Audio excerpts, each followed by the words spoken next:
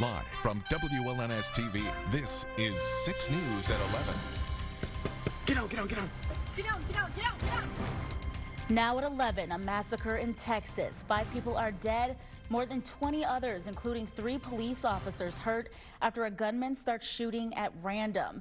And as hospitals care for those who are wounded, investigators try to figure out what sparked the state's second mass shooting this month. Thanks for joining us. I'm Kira Lake. It's a story we've been following throughout the evening. Police say the shooting started after a traffic stop. The gunman, who was killed by officers, was pulled over for failing to signal a left turn when he started shooting. Police initially believed there could be more than one shooter, but now they think the gunman acted alone. Kenneth Craig has the latest.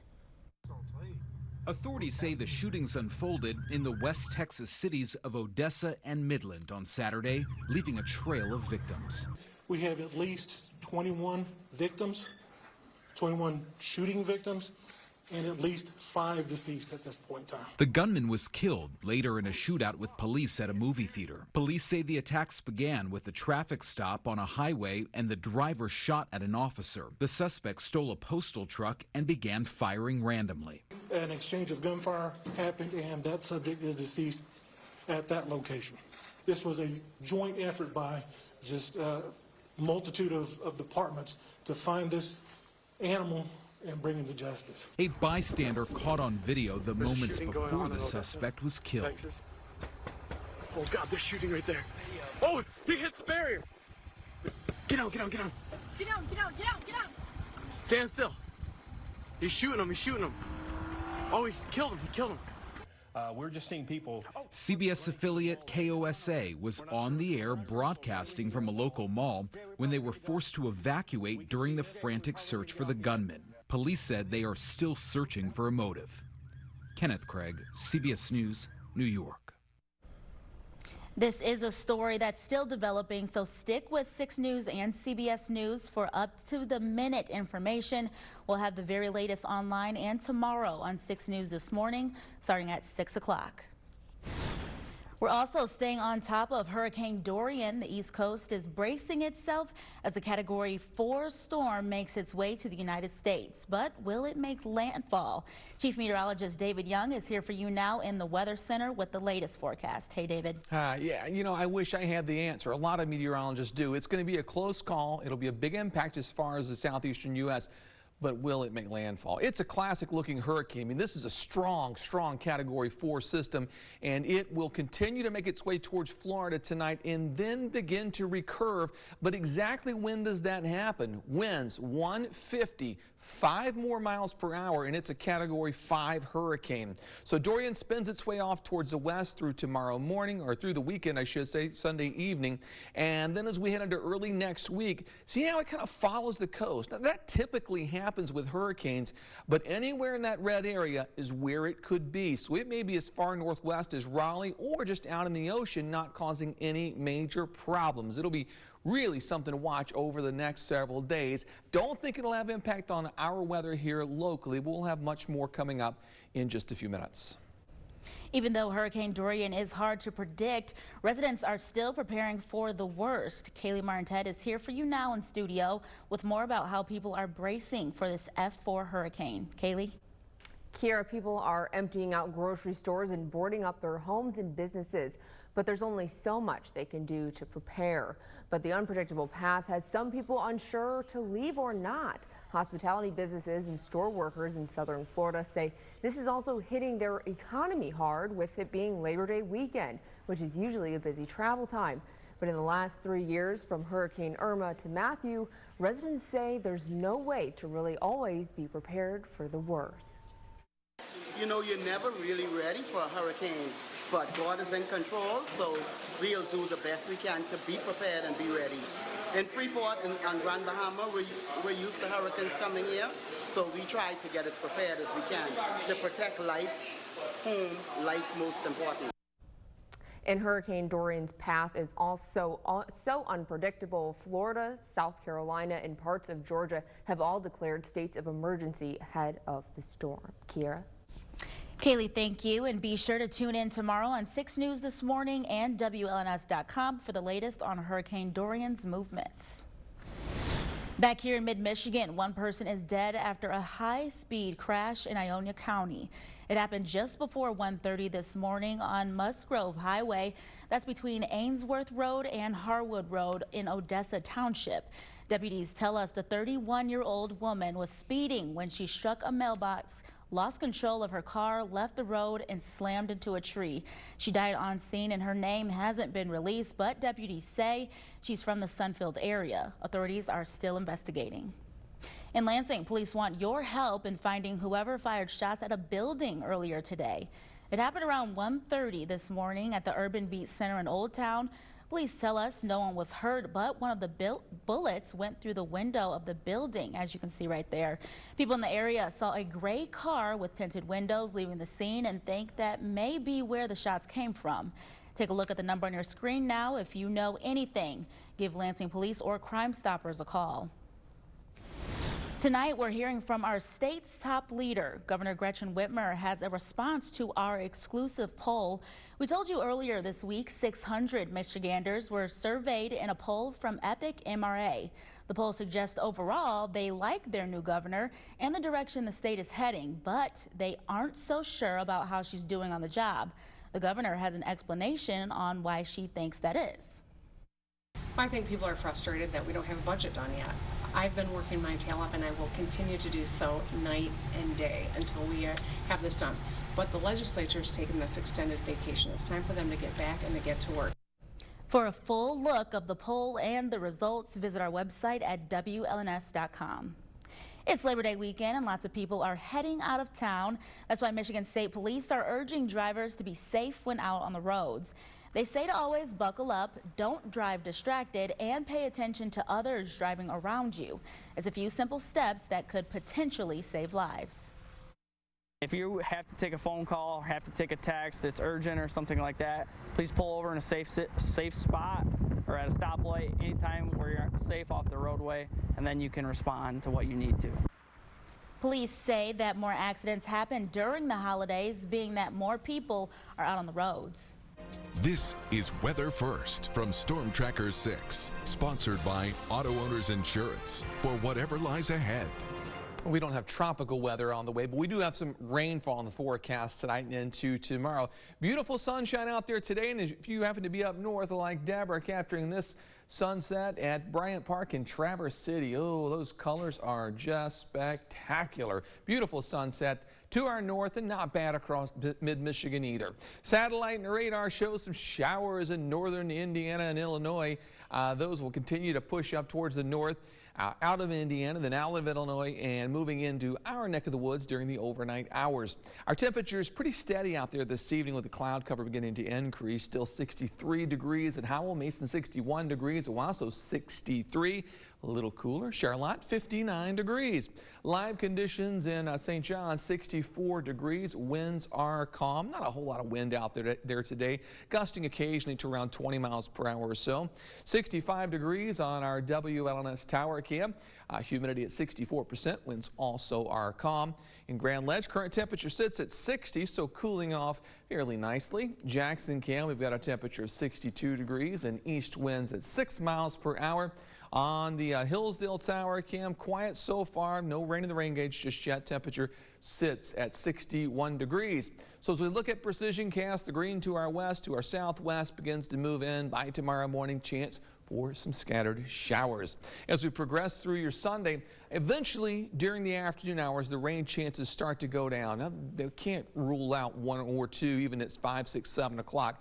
But I think overall the coverage begins to lessen. The odds that you'll see raindrops falling begins to go down.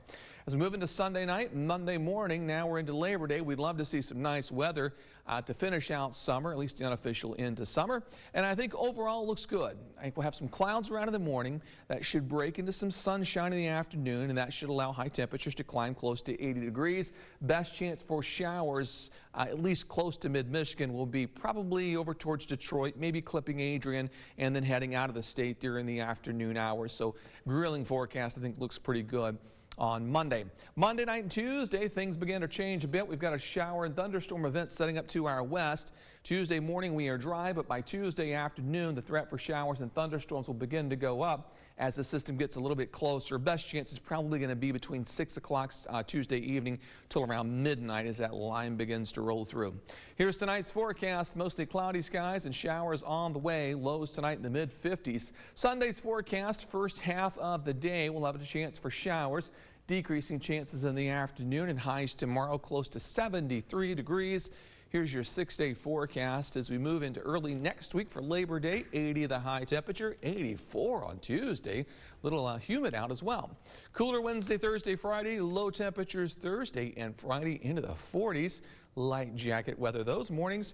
Then the 6-day forecast. Pleasant highs in the 70s and overnight lows in the 40s and the 50s. A couple rain chances, but nothing too wet out there. And as we said earlier at 6 o'clock, we need a little bit of rain, at least in spots we do. Yeah, you can't complain about that weather, especially coming up for Monday for Labor Day. It looks perfect. Somebody might be off, so I hope I get to enjoy it. So good news.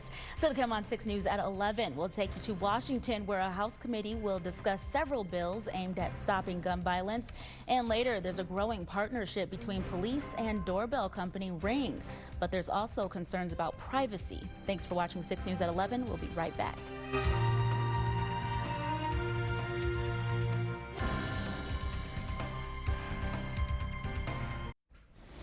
As our country comes to grips with another mass shooting, lawmakers in Washington continue to discuss gun control issues. Democrats on the House Judiciary Committee are coming back to work next week to consider a number of gun bills, but those bills could be blocked by the Republican-controlled Senate and White House. Morgan Wright reports.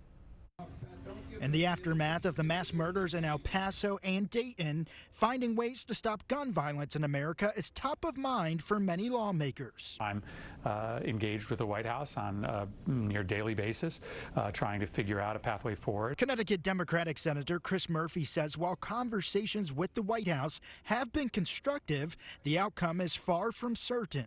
I don't know that we're going to, get a final product in the end. It's very hard, as you can imagine, to negotiate with this White House. But Murphy says political pressure is building.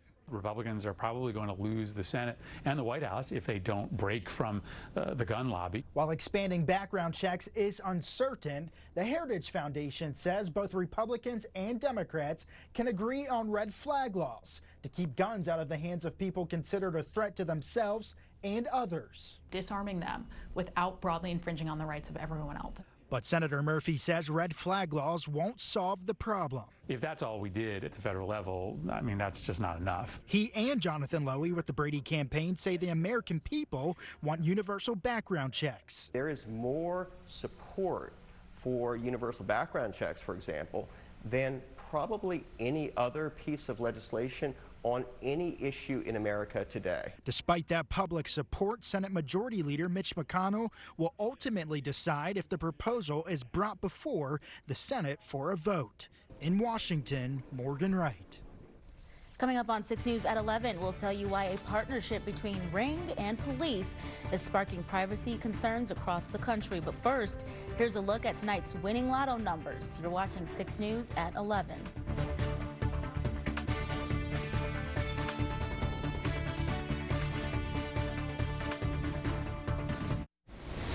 Welcome back. There's a growing partnership between police across the country and popular doorbell camera company Ring. But with that partnership comes privacy concerns, and the company's Neighborhood Watch program could give police access to customers' videos. Jamie Yukis has more. Somebody's there and they're breaking into my house. Ring's home surveillance cameras have captured crooks in the act. Hey man, don't do it. Everything from home break-ins to stolen packages. You can stay informed with alerts from your community. Ring also offers the Neighbors app, which lets customers know when and where a crime happens in their area. It works in conjunction with the so-called Neighbors Portal, now used by some 400 law enforcement agencies, to request customer video that might help their investigations. Ring CEO Jamie Siminoff. My goal would be to have every law enforcement agency on the police portal. It helps all communities come together to make things safer. We're going to see a growing sense of people sort of becoming kind of informants on our neighbors and our neighborhoods. Andrew Ferguson is author of The Rise of Big Data Policing. There's obviously going to be potential problems with who gets targeted in those neighborhood apps, and that can be very troubling because what can happen, of course, is that there could be a police response, and that could impact someone's liberty, someone's lives. Ring says its customers have complete control over their videos and can choose to give consent to a law enforcement request for access. The Ring customer will see a request come up. They can either accept the request or they can opt out of that request and all future requests, and the police will never see if they have done that. But privacy advocates worry that customers might not always have the final say. Yes, we have a choice sometimes, but it's very easy for police to get a search warrant for that same footage if they believe a crime has occurred. I can tell you we'll always follow the laws, but we will always fight for our customers' rights, their control, and their privacy. You know we got security cameras on this house. Jamie Yukas, Los Angeles. Well, Audrey is here now with sports, and this was the first true Saturday of the college football season, right? Yeah, absolutely. There was one game last Saturday, but this Saturday is where it's at. 37 teams across the country open the new season, including Michigan. We'll take you to A Squared, where the 7th-ranked Wolverines couldn't wait to unveil their new offense. That and much more is coming up when we return. We'll see you soon. This is the LaFontaine Automotive Group 6 Sports Desk. In any system that offensive system that's put in, I mean, you're better after 3 months than you were when you started, and you're better after 6 months. So we've been through a spring, we've been through a training camp, and you're always better after a year. It's a process, a progression, and then really that's what I've found in terms of putting in systems. It's gone well. The anticipation is over. Tonight, Michigan unveiled its new offense, which is under the direction of first-year OC Josh Gaddis in its season opener against Middle Tennessee. And let's just say the 7th-ranked Wolverines have a lot of weapons. Michigan without the services of one of its star wide receivers. As you can see, Donovan Peoples-Jones is in a walking boot, so he did not play under the lights at the Big House tonight. First quarter, Michigan down 7-3, but that all changed here. Patterson with a 36-yard strike to a free-roaming Tariq Black makes it 10-3 Michigan. Yeah, you flex those muscles. And Patterson only got stronger from there. Look at this toss to Nico Collins for a 28-yard TD. Then 5 minutes later, he finds Sean McCune for another 28-yard touchdown, and the Wolverines never looked back from there. Patterson threw for over 200 yards and 3 touchdowns to help lift Michigan to a 42-21 win in its season opener. Checking in on another Big Ten team, number 5 Ohio State hosting Florida Atlantic, and the Ryan Day era is off to a smoking start thanks to this young man.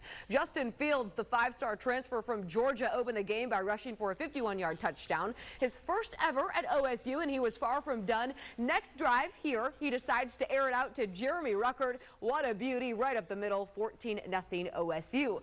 Buckeyes' 3rd drive of the game. Fields just lets it fly, and it lands right in the hands of Benjamin Victor, 21-0 OSU. And just for fun, on the Buckeyes' 4th down, guess what Fields does? Hits Chris Olave for a 29-yard TD. So basically, Fields engineered touchdowns on Ohio State's first 4 drives of the game.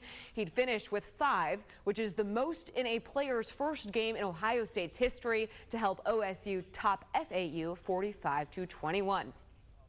Okay, history was also made in Happy Valley today. Number 15 Penn State opening up the season against Idaho, and the Nittany Lions were just racking up the points. Not only did they do it on the ground, this 23-yard TD by Journey Brown is one example, but they also got it done through the air. Quarterback Sean Clifford completed 14 of 23 passes for 280 yards and 2 touchdowns. Penn State rolls past Idaho, 79-7 the final. Yeah, the last time Penn State put 79 points on the board, the year was 1991. Well, the Nittany Lions weren't the only team in the Big Ten to put up 79 points today. Maryland rolled past Howard 79-0 the final, which leads us to Michigan State. And you're probably thinking why? Well, we need to discuss the Spartans' offense. Even though MSU won its season opener 28-7, the defense accounted for 8 of those points. Everyone, and by everyone, I mean the players, said the offense was going to come out with so much energy against Tulsa. And initially, there was some optimism. The Spartans did do some good things, like this first quarter touchdown, a Brian Lewerke to Connor Hayward connection. But that would end up being the only TD by the offense for the rest of the game. At one point, the crowd even started to boo the offense when it was on the field. So after the game, Coach Mark D'Antonio was asked if that ends up having an effect on the players. We had a great crowd. Our student section was tremendous. It was loud. You know, everybody's got to voice their approval or disapproval at times. So hey, I'm good. Let's just go.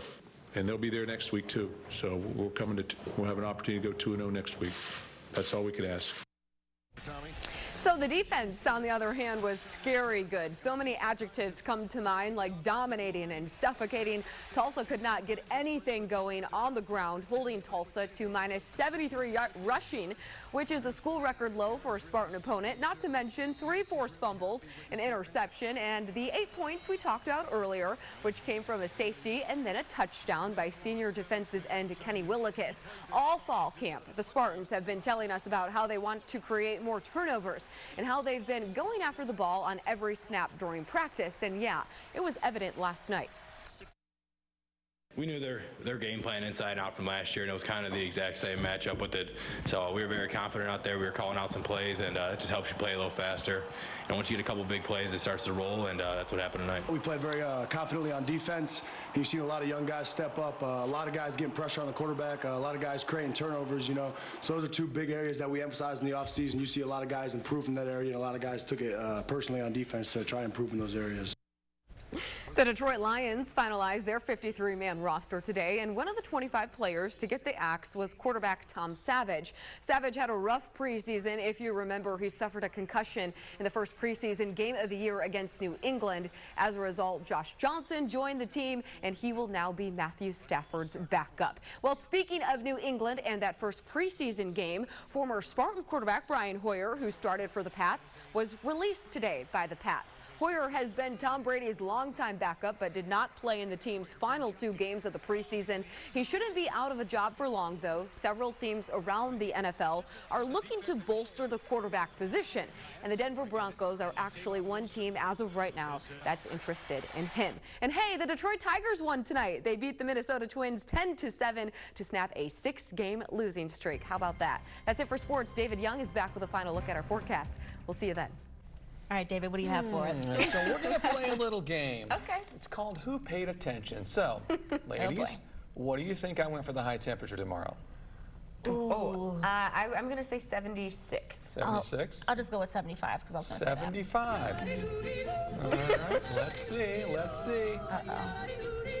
Oh, no, neither one paid attention. The high tomorrow, 73 degrees.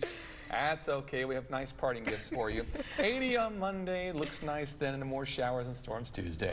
If we play the game tomorrow, I won't forget the 80. Okay. You only get burned by that once. Right, exactly. And make sure you tune in for tomorrow morning. We're tracking the latest with the mass shooting in Texas and also Hurricane Dorian.